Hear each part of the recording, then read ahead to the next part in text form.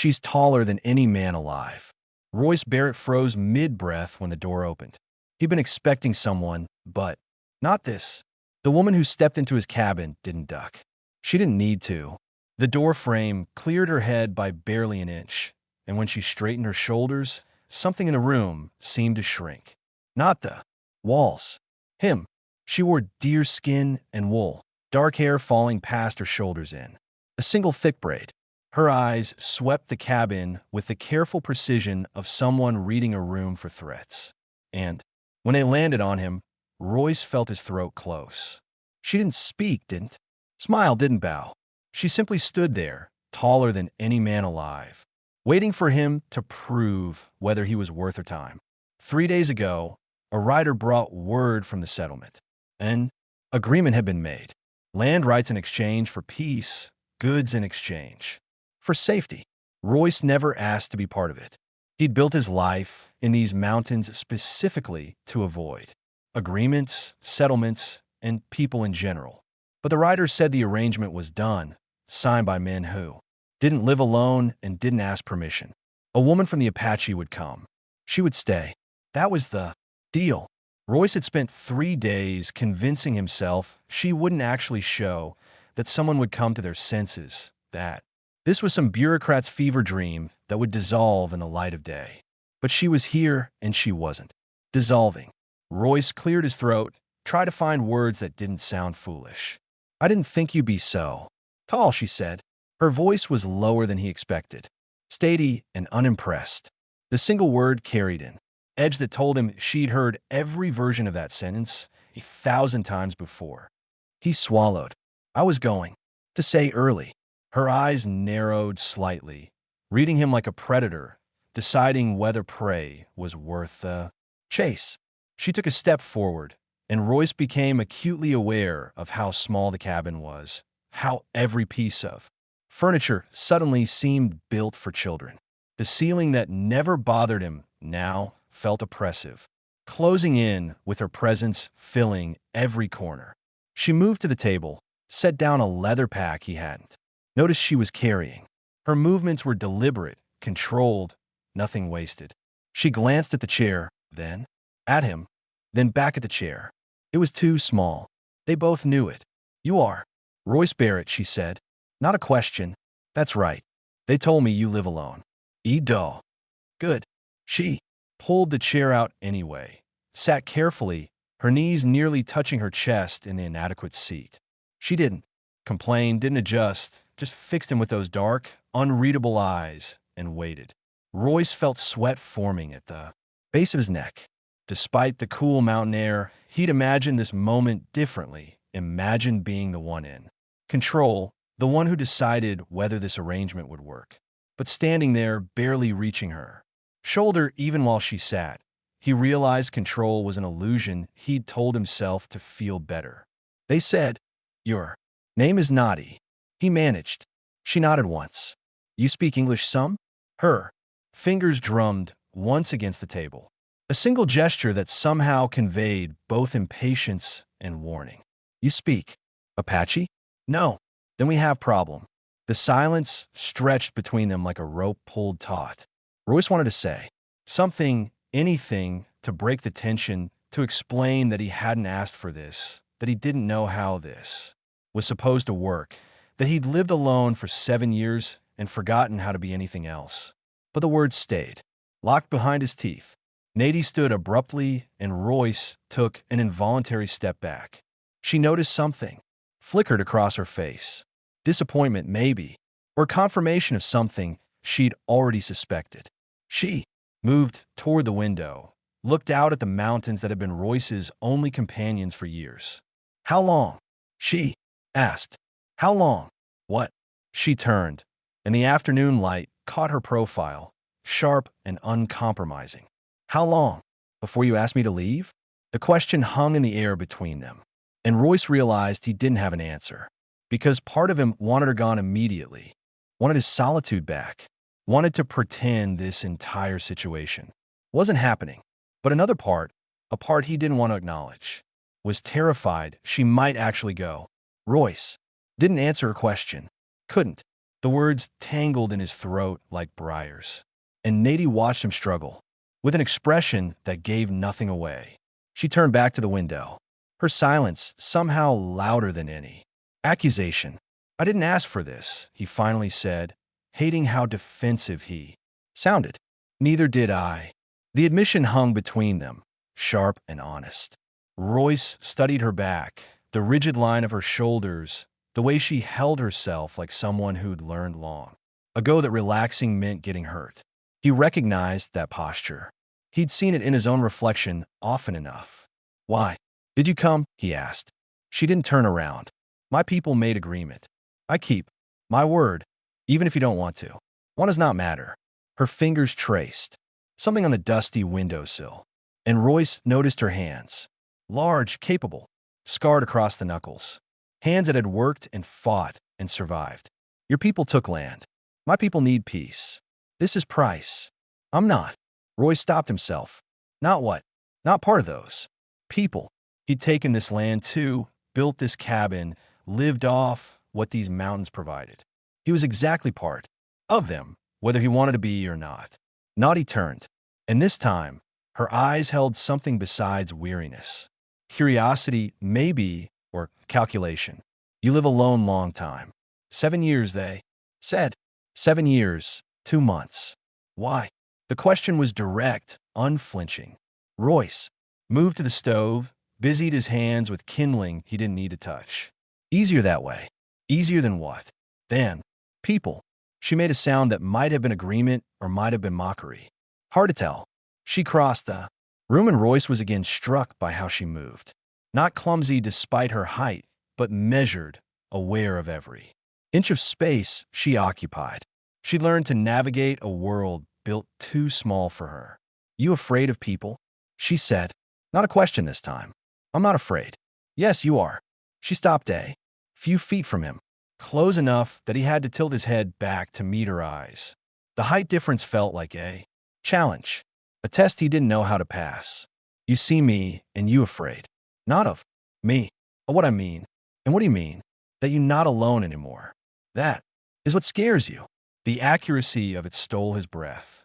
He wanted to deny it, to tell her she understood nothing about him. But the truth sat heavy in his chest. Undeniable. She was right. The moment she'd walked through that door, his carefully constructed isolation had shattered, and he didn't know how to live in the pieces. What scares you? He asked, surprising himself. Nadi's expression shifted, something vulnerable flickering across her face before she locked it away. She looked toward her, pack on the table, then back at him. When she spoke, her voice was quieter than before. That you see me and see. Only problem, only burden. She gestured to herself, a movement that encompassed her height, her difference, everything that set her apart. All my life I am too much, too tall, too strong, too. Everything. Men fear what they cannot control. You look at me, you see women who make you feel small. I am small, Royce said, the words coming out harder than he intended. 5 feet 7 inches in boots. Been the smallest man in every room since I was 16. Learned quick that people don't respect what they can look down on. Understanding passed between them, unexpected and sharp. Two people who'd spent their lives being measured by inches and found wanting. So you hide, Nady said. So I left. Same thing. Royce felt anger flare hot and defensive, but it died just as quickly. She was right. Again, he'd been hiding for 7 years, telling himself it was strength, independence, choice, but it was just fear wearing a different coat. The light outside was fading, gold turning to copper across the mountains. In a few hours, darkness would claim the valley, and they'd be alone together in this too small cabin. Two strangers bound by an agreement neither of them made. Niem moved back to the table, began unpacking her belongings with methodical care. A knife, dried meat wrapped in cloth, a small pouch that smelled of sage. Personal things carefully chosen for a journey she must have known might last forever. I will sleep on floor, she said without looking at him. No, I am used to it. She pulled out a worn blanket, and Royce saw how thin it was, how many times it had been mended. I take up less space that way. The casual statement that she'd learned to make herself smaller to apologize for, existing cut deeper than any insult could have. Royce looked at his bed built for one person who'd planned to stay alone. He looked at this woman who'd been told her whole life she was too much, standing in his cabin because her people needed peace and someone decided she was the price. "You can have the bed," he said. "No, it's not charity. It's just you came a long way. You should. I will not owe you." Her eyes flashed with something fierce and proud. "I will not start this by being in your debt. It's a bed, not a everything is debt." She spread the blanket on the floor near the stove, her movements final, unarguable. "I learned this. You give, you take. Always there is price. I will not pay more than what was already decided." Royce wanted to argue, to tell her that wasn't what he meant, that he wasn't trying to trap her into owing him anything. But he knew how weak it would sound, how much it would seem like a lie. Because if he was being honest with himself, part of him did want her indebted. Part of him wanted any leverage he could get in a situation where he had no control. The truth of that realization settled over him like frost. Darkness came fast in the mountains.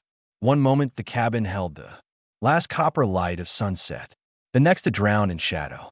Royce lit the oil lamp and the small flame pushed weakly against the night. Nya sat near the stove, her blanket arranged with military precision, arms wrapped around her knees. She looked like someone waiting for a blow that might never cool me. Royce heated water for coffee, the mundane task giving his hands something to do besides shake. The silence between them had weight now, physical and oppressive. Every small sound, the creak of floorboards, the pop of settling would felt amplified. "You cook?" Nady asked. Suddenly, enough to stay alive. "That is not same as cooking."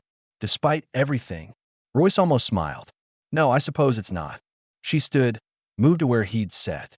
Out-dried venison and hardtack. Her fingers examined the meager offering with the same careful assessment she'd given everything else. "This is what you eat when I don't feel like hunting fresh." "You hunt alone?" "Who else would I hunt with?" She didn't answer, just began pulling items from her pack. Royce watched as she produced a small bundle of roots he didn't recognize. Dried herbs, something that looked like crushed berries. She set them on the table with the confidence of someone who knew exactly what she was doing. "You let me cook," she said. "Not a question. I didn't say you had to. I might not have to." She looked at him directly, and her eyes held something close to pity. "But if I eat your food, I'd be dead in 1 month." This time Royce did smile, surprising himself. "It's not that bad." "Yes, it is." She moved to the stove, her height making her duck slightly to avoid the dried herbs hanging from the ceiling beam. "You have pot?" He retrieved it, handed it to her. Their fingers brushed in the exchange. Brief, accidental, and Royce felt the contact like a spark against his skin. Nady pulled back quickly, but not before he saw recognition in her eyes.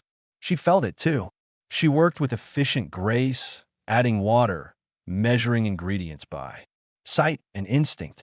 The cabin filled with smells Royce didn't recognize. Rich and earthy and completely unlike anything he'd cooked in 7 years. He found himself drawn closer, watching her. Hands move with practiced certainty. "My mother, teach me," Nady said without looking up. She say woman who cannot feed herself cannot feed family. Woman who cannot make something from nothing is no use to her people. Sounds harsh. Sounds true. She stirred the pot, tasted from a wooden spoon she'd produced from somewhere. "My people, we do not have luxury of weakness. You weak, you die. Simple. Is that why you agreed to this? To prove you're not weak." Her hands stilled. For a moment, Royce thought he'd pushed too far, crossed some invisible boundary. Then she set down the spoon and turned to face him fully. "I agree because my brother has children. 3 daughters, very small. They need food. They need safety. The men who make agreement, they say, if I come here, my brother's family get extra supplies for winter. Get protection." Her jaw tightened. "So I come, I do this thing I do not want. Because my nieces need to live more than I need to choose." The raw honesty of it struck Roy silent. She hadn't come here out of duty to some abstract concept of honor. She'd come to save children she loved, trading herself for their survival. It made his own isolation seem small and selfish by comparison. I'm sorry, he said and meant it. Sorry does not change anything. No, but I can still say it. She studied him for a long moment, then returned to stirring the pot. You say you live alone 7 years? What happened before? You have family? The question landed like a fist to the chest. Royce moved to the window, looked out at nothing but his own reflection in the glass. Had a brother, younger, looked up to me like I knew what I was doing. What happened to him? Died. My fault. The words came out flat, emotionless. Royce had practiced saying them that way for years, stripping out the feeling until they were just sounds. But saying them in front of Nady, in front of someone who'd sacrificed for family, made them feel raw again. How your fault? She asked quietly. I told him to take the narrow pass during a storm. Told him it would save time. The ground gave way. Royce pressed his forehead against the cold glass. Took them 2 days to find his body. My parents looked at me like I'd killed him. Myself. Maybe I did. Silence stretched between them, but it felt different now. Less hostile. More like two people standing in the wreckage of their own lives, recognizing the damage in each other. That is why you hide, Nady said. That's why I left. Still hiding. She ladled the stew into 2 bowls, brought one to him. But maybe we both hide. You from people, me from myself. Royce took the bowl, their fingers brushing again. This time, neither pulled away immediately. The touch lingered, became something deliberate. Nady's eyes met his, and in the lamplight, he saw past the walls she'd built. Saw the loneliness that matched his own. Eat, she said finally, breaking the moment. Before it gets cold, the stew was better than anything Royce had tasted in years. He told her so, and something in her expression softened. They ate in silence, but it was no longer uncomfortable. It was the silence of 2 people who'd said enough for one night. When a meal was finished, Nady returned to her blanket on the floor. Royce climbed into his bed, acutely aware of every breath she took, every small shift of her body against the hard ground. He stared at the ceiling beams, counting the spaces between the wood. Roy, she said into the darkness. Thank you for saying sorry. He wanted to say more. Wanted to tell her she deserved better than this cabin, better than an agreement that treated her like property, better than sleeping on a cold floor. But the words wouldn't form, so he settled for what he could manage. Thank you for the food. Her quiet laugh surprised him. You're very bad at this. At what? At not being alone. She was right. He was terrible at it. 7 years of isolation had made him forget how to exist next to another person, how to share space without feeling like he was losing himself. But lying there in the dark, listening to her breathe, Royce realized something that terrified him. He didn't want her to leave. Royce woke to the smell of something cooking and the strange sensation of not being alone. For a moment, confusion held him suspended between sleep and waking. Then, memory returned. Nady, the agreement, last night's conversation, and he opened his eyes to find pale morning light filtering through the window. She was already awake, dressed, moving around the cabin with quiet efficiency. She'd folded her blanket into a precise square and was now working at the stove. Her hair hung loose down her back, unbraided, and Royce found himself staring at the way it caught the light. You sleep late, she said without turning around. What time is it?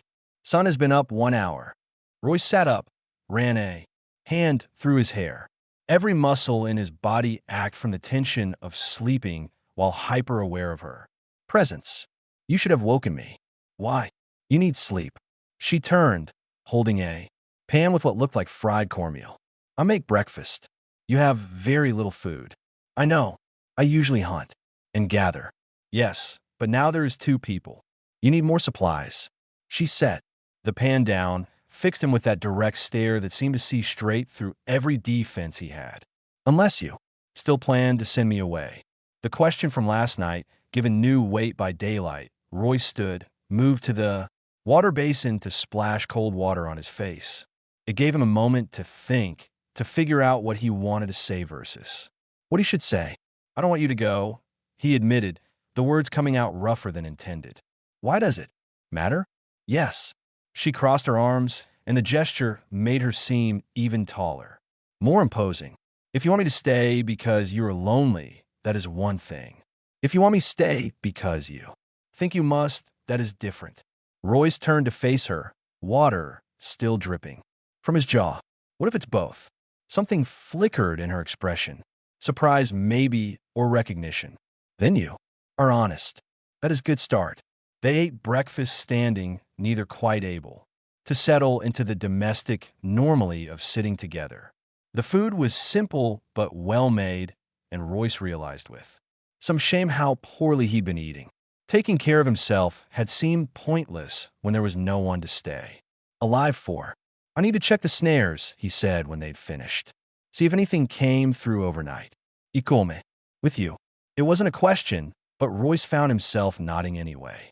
They need to figure out how to exist together, and avoiding each other in a one-room cabin wasn't going to work. Better to face it head-on. Outside, the mountain air was sharp and clean. Frost clung to the grass, and their breath formed clouds in the cold. Nadie paused at the threshold, looking out at the valley with an expression Royce couldn't read. And she stepped forward, and he noticed how differently she moved in the open space. Less constrained, more herself. The snares were empty, not unusual for early season. Royce reset them while Nadie watched, her attention focused on his hands with the same intensity she brought to everything. When he finished, she knelt beside the trap, examined the mechanism. This is clever, she said. Simple but effective. Learned it from my brother. The words came out before Royce could stop them, but they didn't hurt as much as he expected. Maybe saying it last night had drained some of the poison from a memory. Nadie nodded, understanding without needing explanation. She stood, and this time, when she rose to her full height, Royce didn't feel diminished by it. He felt something else, something that made his pulse quicken. They walked the perimeter of his property, Nadie asking occasional questions about the land, the weather patterns, what animals came through. Her questions were practical, informed. She wasn't making small talk. She was learning what she needed to know if she stayed. This is good land, she said finally. Isolated but good. You chose well. Didn't choose it for good. Chose it for empty. Same thing. Maybe. She stopped at the edge of a steep drop-off, looked out at the mountains rolling away into the distance. The wind pulled at her hair, and Royce noticed how still she stood, how solid, like she'd been, carved from the same stone as the peaks around them. When I was a child, she said, the other children call me monster. Say, I am cursed that my height is punishment from spirits for some wrong my mother did. Her voice was steady, but Royce heard the old pain beneath it. I believed them for a long time. Think I'm a broken thing that should hide. You're not broken. She turned to look at him, and the morning sun caught her face, highlighting the strong lines of her jaw, the intelligence in her dark eyes. No, I'm not. But it'd take many years to learn this. Many years of being too tall for doorways, too strong for other women, too much for any man who look at me. I'm not afraid of you, Royce said. I know that is why I'm still here. She moved closer, and Royce's heart hammered against his ribs. You're only man who look at me and see person. Not problem. You looked at me the same way. Yes.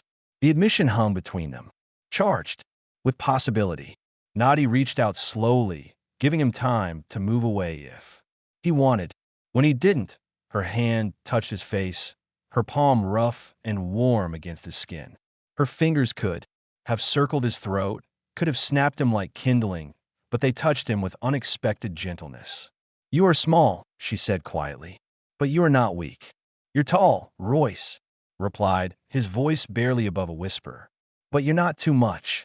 Her eyes searched his face, looking for lies, and finding none. Then, with the same deliberate care, she bent down, closing the distance between them until her forehead rested against his. They stood like that, breathing each other's air, neither quite brave enough to close the final gap. but neither willing to pull away. I am afraid, Nate whispered. Of what? That if I let myself want this, it will be taken away, Royce understood. He'd spent 7 years making sure he wanted nothing, needed nothing, so nothing could be taken. But standing here with her, feeling the warmth of her skin against his, he realized wanting something was the only way to truly be alive. I'm afraid too, he admitted. What do we do? Before Royce could answer, a sound echoed across the valley. Horses, multiple riders coming fast. They broke apart, turning toward the trail. Through the trees, Royce could see dust rising. Hear voices calling out. Nate's expression shifted instantly from vulnerable to guarded. You expecting someone? No. The horses came into view. 4 riders armed, moving with purpose. Royce recognized one of them, a man named Fletcher from the settlement. His stomach dropped. They come for me, Natty said flatly. What? But she was already walking back toward the cabin, her shoulders set, her face empty of the softness that had been there moments before. And Royce realized with sudden, terrible clarity that their time was running out. Fletcher dismounted first, his boots hitting the ground with purpose. The other 3 men stayed on their horses, hands resting too casually near their weapons. Royce recognized the stance. Men ready for trouble, hoping to avoid it, but prepare to create it if necessary. Barrett, Fletcher called out, his voice carrying across the clearing. Need a word? Royce moved forward, positioning himself between the riders and Navy. She stood behind him, silent and still, but he could feel the tension radiating from her like heat from a fire. What brings you up here? Fletcher? The man's eyes moved past Royce to Nat, lingered there with unconcealed interest. That would be her. There's been a complication with the agreement. What kind of complication? Fletcher pulled a rolled document from his saddlebag, handed it down. Royce opened it, scanned the official-looking text. The signatures at the bottom, his gut tightened as he read. This says the agreement's been voided, Royce said slowly. That's right, the Apache chief. Who made the deal? Turned out he didn't have the authority. His council overruled him. They want her back. Fletcher shifted in his saddle. We're here to collect her and escort her to the settlement for return to her people. Nia stepped forward, her voice cutting sharp through the morning air. My uncle make agreement. He is war chief. He has authority, not according to the council. Fletcher's tone was almost apologetic, but his eyes remained hard. Look, I don't make the rules. I just follow them. Settlement wants to avoid conflict, so we're returning you to prevent any misunderstanding. This is not misunderstanding, Nadi said, her accent thickening with anger. This is betrayal. My uncle give his word. Iki mean I stay. That's not how it works. Mom. Royce watched the exchange, his mind racing. Something felt wrong about this. The timing was too convenient, the explanation too neat. He looked at Fletcher's companions. Rough men. The kind hired for jobs that required muscle more than morals. Who sent you? Royce asked. Specifically, Fletcher's jaw tightened. The settlement council. Which members? All of them. You're lying. Royce took a step forward. The council wouldn't send 4 armed men for 1 woman. They'd send a representative. Maybe a single escort. This looks more like you're taking her against her will. One of the other riders spoke up. A thick-necked man with scarred knuckles. Doesn't matter what it looks like. We got orders. We're following them. Let me see that document again. Royce held out his hand. Fletcher hesitated, then passed it back down. This time, Royce. Read it more carefully. The signatures were there, but something about them nagged at him. The ink was too fresh. The paper too clean. This wasn't an official council document. This was something made in the last day or two. This is forged, Royce said flatly. You calling me a liar? Fletcher's hand moved toward his belt. I'm saying someone gave you a fake document and sent you to collect her. The question is why? Nady moved to Royce's side, her height making the mounted men shift uncomfortably in their saddles. Who pay you? She demanded. Who wanted gone? Fletcher's silence was answer enough. Someone had hired them. Someone who wanted Nadi removed from the equation. Royce's mind worked through the possibilities. Settlers who didn't want Apache in the territory. Traders who'd lose business if peace held. Men who saw her as a threat or an opportunity. It doesn't matter who paid us. The scarred man said, "We're taking her. You can make it easy or you can make it hard, but we're leaving with her either way." Royce felt Nadie's hand on his shoulder, her fingers pressing down with surprising gentleness given their strength. "Do not fight for me," she said quietly. "It is not worth dying for." But Royce looked up at her, saw the resignation in her eyes, the belief that she wasn't worth defending. He'd seen that same look in his own reflection for 7 years. The look of someone who'd accepted they didn't deserve to be fought for. "Get inside the cabin," he told her. "Roy, inside now." She hesitated, then stepped back toward the cabin. Fletcher watched her go, then returned his attention to Royce. "You're making a mistake, Barrett. She's not worth the trouble. That's not your decision to make. 4 of us, 1 of you. Do the arithmetic." "I have." Royce's voice was steady, calm, in a way that made Fletcher's eyes narrow. For men on horses in terrain they don't know. Against a man who's lived here 7 years and knows every rock, every tree, every place to take cover. He smiled, but there was no warmth in it. "You want to try taking her? Go ahead, but you'll have to come through me first, and I promise you, the first man who tries won't make it back down the mountain." The threat hung in the air, real and solid. Fletcher exchanged glances with his companions, clearly reassessing the situation. They'd expected easy work. Ride up, collect the woman, ride back down. They hadn't expected resistance. "This isn't over," Fletcher said finally, pulling his horse around. "No," Royce agreed. "It's not." The 4 men rode off, but slowly, deliberately. Not a retreat, but a tactical withdrawal. They'd be back, probably with more men, more weapons, more leverage. Royce had bought time, nothing more. He turned to find Nadie standing in the cabin doorway, her expression unreadable. When she spoke, her voice was rough with emotion. She was trying to hide. "Why you do that?" "Because they had no right. They have guns. They have numbers. They have nothing." Royce interrupted. "They have nothing that gives them the right to take you against your will." He moved closer, looked up at her. "You said you came here because your nieces needed you to. You made a choice. That means something, but the agreement is void. So, you're here because you chose to be. That's all that matters." Naughty stared at him, and Royce saw something shift in her eyes.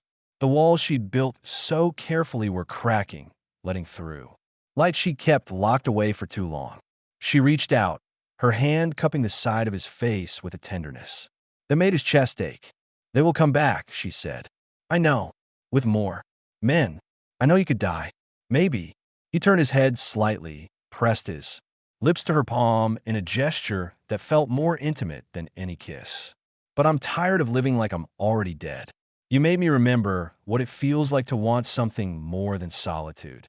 Her thumb traced his cheekbone, and when she spoke, her voice was barely a whisper. "What happens when they come back? We figure out together." The word "together" seemed to unlock something in both of them. He leaned down, and this time there was no hesitation. Her lips found his, and the kiss was everything their careful distance had been building toward. Desperate and gentle, fierce and fragile all at once. When they broke apart, both breathing hard, Royce realized they'd crossed a line that couldn't be uncrossed. Whatever happened next, they'd face it as something more than strangers bound by an agreement. They'd face it as 2 people who'd chosen each other. They spent the rest of the morning preparing. Royce showed Nadie his rifle, the spare ammunition he kept hidden beneath the floorboards, the defensive positions around the cabin that offered the best sightlines.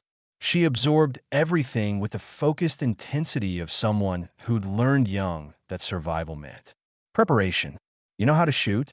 Royce asked, handing her the rifle. Nya took it, checked the mechanism with practiced ease. "My father teach me. He say Apache woman must know how to protect herself." She sighted down the barrel, her movements economical and sure. "He teach me many things before he die." "How old were you?" 12 winters. She lowered the rifle. "After that I'm tallest person in village, taller than warriors, taller than elders. They do not know what to do with me. So they made you useful. Yes, I carry more lift. More, work harder. She set the rifle down carefully, but useful is not same as wanted. Royce moved closer. Close. Enough to feel the warmth radiating from her. I want you here. You want me or you? Want not to be alone? Both. He looked up at her. Refused to hide behind polite lies. But mostly you. The way you don't apologize for taking up space. The way you look at me like I'm not small, just different. The way he stopped, searching for words. The way you make me feel like I could be enough. Her hand found his fingers interlacing. I am afraid I will believe you, and then you will change your mind. I'm afraid of the same thing. So we are both cowards or both brave enough to try anyway. She smiled, and it transformed her face. Royce realized he'd never seen her truly smile before. It made her beautiful in a way that had nothing to do with height or strength, and everything to do with the vulnerability she was allowing him to see. They come back tomorrow, Nady said. Maybe tonight if they are angry. I know we should leave. Go deeper into mountains where they cannot find us. Royce considered it. Running would be easier, safer, but it would also mean spending the rest of their lives looking over their shoulders, never knowing if the next stranger was a threat. He'd lived that way for 7 years, and he was done with it. No, he said, this is my land. Our land if you want it to be. We don't run. Then we fight, we defend. There's a difference. Naughty nodded slowly, understanding. They weren't looking for violence, but they wouldn't allow themselves to be taken either. It was a fine line to walk, but it was the only path that let them keep their dignity intact. The afternoon passed in strange domesticity. They worked side by side, reinforcing the cabin door, moving supplies to safer positions, preparing for a siege that might never come. But between the practical preparations, there were moments of unexpected tenderness. Nadi's hand on his shoulder as she passed, Royce's fingers brushing hers as they worked. Small touches that built into something larger. When evening came, they ate together at the small table, knees touching in the confined space. Nady had made another stew, this one richer and more complex than before. Royce watched her eat, noticed how she'd learned to fold herself into the too small chair, making herself fit a world built for smaller people. You don't have to do that here, he said. Do what? Make yourself smaller. This is your space. Too now. You should be able to exist in it fully. She looked at him for a long moment, then deliberately straightened. Her spine let her legs extend under the table until her feet bumped against his. She took up space without apology, and Royce felt something settle in his chest. This was what it should feel like. Two people existing together, without one needing to diminish themselves for the other's comfort. Better, she asked. Perfect. After dinner, as darkness claimed the valley, they sat near the stove, Naughty on her blanket, Royce in his chair, both pretending they weren't hyper-aware of every breath the other took. The silence between them felt heavy with unspoken possibilities. Tell me about your brother, Nady said finally. What was his name? Samuel. Royce leaned back, let himself remember. Sam. He was younger by 3 years, but he acted like he was older. Always trying to prove himself. Always pushing too hard. Like you. No, I was.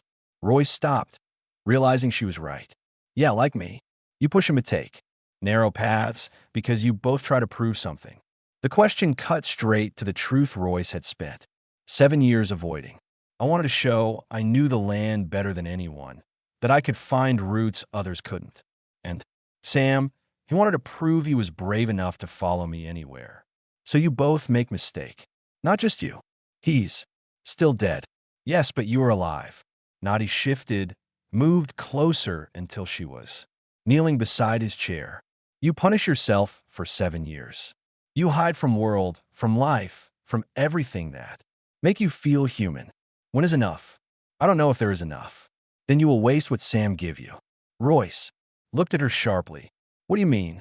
He follow you because he love you, because he trust you, even in mistake, even in death. That love does not change. Her hand found his, held it firmly. If you spend rest of your life hiding, You make his love worthless. You make his choice to follow you meaningless. The words hit Royce like a physical blow. He'd never thought of it that way, that his isolation dishonored his brother's memory instead of honoring it, that Sam would have wanted him to live, not to bury himself alive in guilt. I don't know how to stop, he admitted, his voice breaking. You already start. Ned's other hand cupped. His face tilted it up so he had to meet her eyes. You defend me today. You choose to stand instead of hide. That is how you stop. Royce pulled her closer, buried his face against her shoulder. She wrapped her arms around him, her body a wall between him and a world that had hurt them both too many times. They stayed like that, breathing together. Two broken people trying to figure out how to be whole.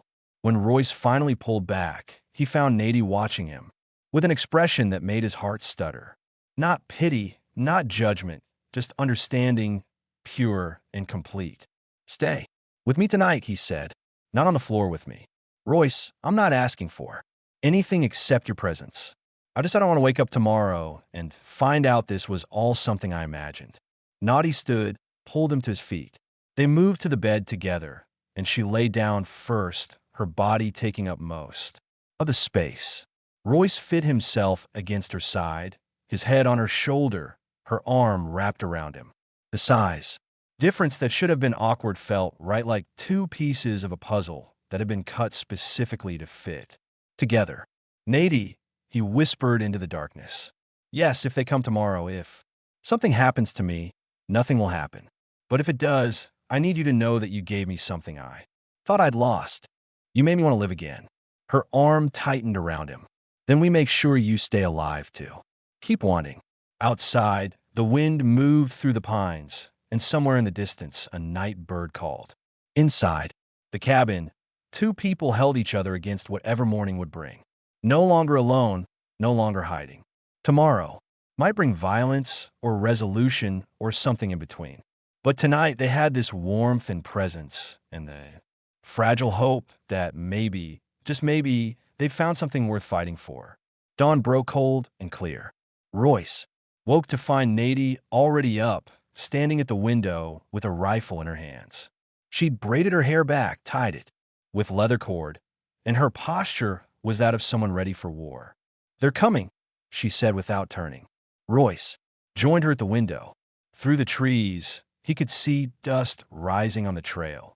More than 4 horses this time. He counted at least 8 riders, maybe more behind them. Fletcher had returned with reinforcements. We can still leave, Nady offered, but her tone suggested she already knew his answer. No, we stand. They took positions. Nady near the window with a rifle. Royce by the door with his revolver. The cabin was defensible if it came to that. But Royce hoped it wouldn't.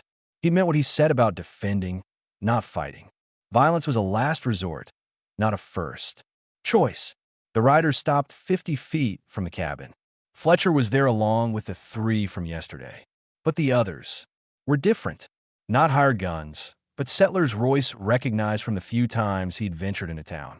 Men with families, with property, with reasons to want peace. One of them, a silver-haired man named Crawford, urged his horse forward. Barrett, we need to talk. No weapons, just talk. Royce exchanged a glance with Nate, then stepped outside, hands visible and empty. Crawford dismounted, and up close, Royce could see the man was troubled, not threatening. What's this about? Royce asked. It's about stopping a problem before it becomes a war. Crawford gestured to the riders behind him. Half the settlement thinks having Apache here is dangerous. The other half thinks breaking agreements is worse. Fletcher and his friends, he shot a hard look at the gunman. They're working for a trader named Killian who stands to lose money if peace holds. So this whole thing about the agreement being voided. A lie. Killian forged that document, sent Fletcher to remove the woman, hoping it would spark conflict between settlers and Apache. Crawford's jaw tightened.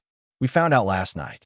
Some of us aren't willing to let one greedy man start a war. Fletcher's hand moved toward his weapon, but 3 of Crawford's men had rifles pointed at him before he could draw. The hired gunman froze, calculation clear in his eyes as he weighed his chances. Here's how this ends. Crawford said, his voice carrying authority. Fletcher and his men ride out and don't come back. Barrett, you and the woman can stay or go as you choose. It's your land, your decision. And we send word to the Apache Council that the original agreement stands. No changes, no tricks. And Killian Royce asked being dealt with as we speak. Crawford smiled. Grimly. Turns out cheating settlers and nearly starting a war isn't good for business. He'll be lucky if he still has a trading post by sunset. Fletcher's face darkened, but he was smart enough to know when he'd lost. He pulled his horse around sharply. This isn't over. Yes, Nady said from the doorway, her voice cutting across the clearing. It is. She stepped out of the cabin, and every man present seemed to shrink, slightly in their saddles. She walked forward with her rifle held casually but competently, and Royce saw Fletcher's expression shift from anger to something close to fear. Not because she'd threatened him, but because her mere presence, tall, armed, unafraid, made him acutely aware of how badly he'd miscalculated. You come to my home, Nady said, her accent thick but her words clear. You threaten men who defend me. You lie about agreements. You work for cowards who hide behind others. She stopped a few feet from Fletcher's horse, looked up at him with contempt. You are a small man, not in body, in spirit, and I am done being afraid of small men. The words hung in the morning air like a challenge. Fletcher opened his mouth, closed it, then spurred his horse forward.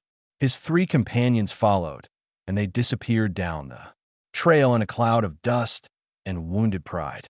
Crawford watched them go, then turned to Nate with something like respect. Ma'am, I apologize for the trouble. Not all of us want conflict. No, she said simply. I see difference between men who come for peace and men who come for profit. The agreement stands and you'll stay. Nadi looked at Royce, and he saw the question in her eyes. Not whether she was allowed to stay, but whether she wanted to, whether what they'd found together was worth the risk of believing in it. I stay, she said, her eyes still on Royce. If Royce want me to, I want you to, he said, his voice rough with emotion he wasn't bothering to hide anymore. I want you here, not because of any agreement, because I choose you. Then I choose you too.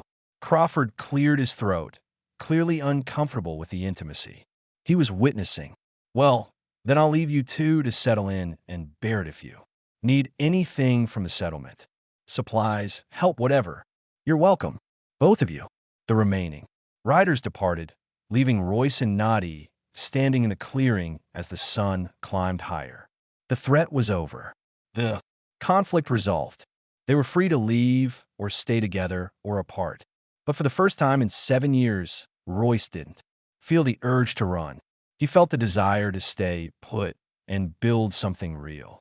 Nya set down the rifle, turned to face him fully. What happens now? Now we figure out how to live together. How to make this work. You think we can? Roy stepped closer, took her hands in his. Even standing on level ground, she towered over him by more than a foot. Once that would have made him feel inadequate. Now it just felt like them. Two people who'd spent their lives being measured wrong. Finally finding someone who saw beyond the inches. I think we already are, he said. She pulled him close, and he wrapped his arms around her waist while she held his head against her chest. They still like that, fitting, together in a way that made no sense on paper, but perfect sense in practice. The sun warmed their backs, and somewhere in the distance, a hawk cried out. When they finally pulled apart, Nady looked toward the cabin, then back at him with a slight smile. We need bigger bed. Royce laughed, surprised by the sound of his own joy. We need a lot of things. Bigger chairs, more supplies, maybe a taller door frame. Maybe we build new cabin together. Together, he agreed, and the word felt like a promise, like the beginning of something neither of them had expected to find, but both of them desperately needed. They walked back to the cabin side by side, and Royce realized with startling clarity that he wasn't afraid anymore. Not of connection, not of loss, not of the future. For 7 years, he'd been hiding from life. Now, with this woman who was taller than any man alive, he was finally ready to start living again. 3 weeks later, Roy stood in the clearing watching Nady work. She'd stripped to a simple shirt and pants. Her sleeves rolled up, swinging an axe with the kind of practice efficiency that came from years of necessity. Each strike split wood cleanly, and the pile of cut logs grew steadily beside her. She'd been right about needing to build something new. The old cabin was too small, too confining for two people trying to build a life together. So, they'd started work on an addition, a larger room with higher ceilings, a door frame built specifically for someone of her height. It would take months to complete, but they had time now. They had a future that stretched beyond tomorrow. You're staring again, Nady called without looking up. Can't help it. She set down the axe, wiped sweat from her forehead with the back of her hand. You think watching me work gets your work done? Royce gestured to the frame he'd been assembling. I'm on break. You just start working 10 minutes ago. Long 10 minutes. She walked over. And even after weeks together, Royce still felt that flutter in his chest when she approached. She'd stopped trying to make herself smaller around him, stopped apologizing for the space she occupied. She moved with confidence now, with the certainty of someone who belonged exactly where she was. Crawford, come yesterday while you hunt, she said, settling down beside him on the log he'd been using as a bench. You bring news from my people. Royce tensed slightly. They'd been waiting to hear from the Apache Council to know whether Nady's decision to stay would cause problems. What did he say? My uncle sent message. He say he proud I keep my word even when others break theirs. He say the agreement for peace still stand, and I have his blessing to build life here. She paused and Royce saw emotion flicker across her face. He also say my nieces miss me, but they understand why I stay. Do you regret it staying here instead of being with them? Nady turned to look at him fully. I make trade. Yes, I give up. Being near family I love, but I gain something too. I gain place where I'm not too tall, too strong, too much. I, gay man who look at me and see person not problem. Her hand found his fingers, interlacing naturally. Some trades are worth making. I know what you mean. Over the past weeks, Royce had ventured into the settlement twice. Once with Nat, once alone. The first time had been hard, facing people after 7 years of isolation. But Nady's presence beside him had made it bearable. The second time, easier still. He was learning that healing wasn't about forgetting the past, but about not letting it control the present. I went to Sam's grave, he said quietly, when I was in town last week, first time since the funeral. Nady squeezed his hand, said nothing. She'd learned when he needed words and when he just needed presence. I told him about you, about how you made me want to live again. Roy smiled despite the tightness in his throat. I think he would have. Liked you. Would have been intimidated as hell, but liked you anyway. I think I would have liked him too. They sat in comfortable silence, watching the sun track across the sky. A hawk circled overhead, riding thermals up the mountain face. The valley stretched out below them, vast and beautiful, and no longer quite so lonely. You know what I realize? Nady said eventually. We are. Same, you and me. We both spent our whole life being measured wrong. You too short, me too tall. Everyone tell us we do not fit. And now we fit each other. She stood, pulled him to his feet. Come, I show you something. She led him to the edge of the clearing where the new addition would connect to the old cabin. She marked the door frame with chalk, indicating the height she wanted. Royce looked at the measurements and felt something warm expand in his chest. She'd made it tall enough that she could walk through, without ducking, but not so tall that he would feel dwarfed by it. A compromise, a partnership. Perfect, he said. You think so? I know so. Nady smiled and Royce still wasn't used to how that smile transformed her entire face. She'd been so guarded when she first arrived, so careful not to show too much emotion. Now she smiled freely, laughed without reservation, existed without apology. We should get back to work, she said, but made no move to leave his side. Probably. Wood will not cut itself. True. Frame will not build itself. Also true. She looked down at him, and her eyes held that mix of affection and exasperation that he'd grown to love. You are. Terrible worker. I'm distracted by my beautiful, tall, strong partner who insists on looking incredible while doing manual labor. Flattery will not. She stopped processed his words. You call me beautiful. You are beautiful. No one ever say that before. They say tall. They say strong. They say intimidating. Never beautiful. Royce reached up, cooped, her face in his hands. Then everyone before me was an idiot. You're the most beautiful thing I've ever seen. She leaned down, kissed him with a gentleness that contradicted her strength. When they broke apart, both were smiling. Okay, she said. Maybe we take a longer break. They spent the rest of the afternoon working side by side, building something that would stand for years. A home, a life, a future.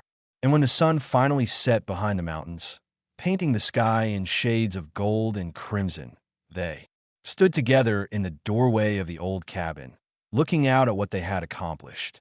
You know what? Best part is, Nadie asked, her arm around Royce's shoulders. What's that? I wake up every morning and I'm not alone.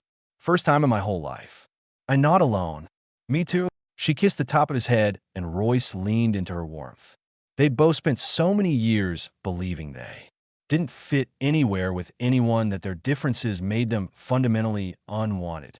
But standing here together, a man who'd been called too small and a woman who'd been called too tall, they'd found something neither expected. They'd found home, not in a place, but in each other.